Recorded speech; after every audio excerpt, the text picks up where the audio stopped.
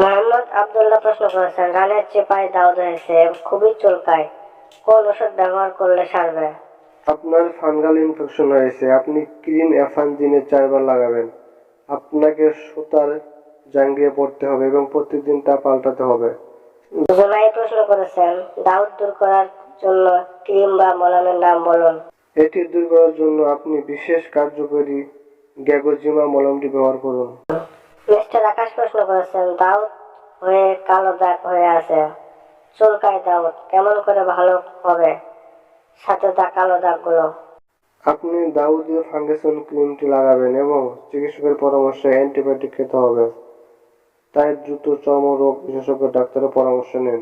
আব্দুল্লাহ প্রশ্ন করেছেন, ছোট বাচ্চাদের দাউদ হলে কি ওষুধ খাওয়ানো যায়? 2-3 বছরের বাচ্চা। আমার জানা মতে দাউদ হলে খাওয়ানোর কোনো ওষুধ নাই, শুধু হোমিওপ্যাথি ছাড়া।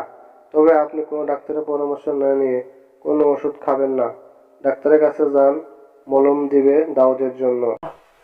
মেহেদি হাসান প্রশ্ন করেছেন, আমার কিছু মাস যাবৎ দাউদ দেখা যাচ্ছে, চুলকায় এবং শুকায়, আবার পানি পানি হয়, এর জন্য মলমও লাগিয়েছিলাম, ডারমোভেট নামক, তখন কমছিল, কিন্তু এটা আমার পায়ের রান হয়েছে, এখন এটা থেকে সম্পূর্ণ মুক্তি হবো কিভাবে? বেশি সমস্যা, কালো দাগ হয়ে যায়, দয়া করে জানাবেন ভালো কোনো মলম বা ওষুধ কিংবা অন্য কিছু।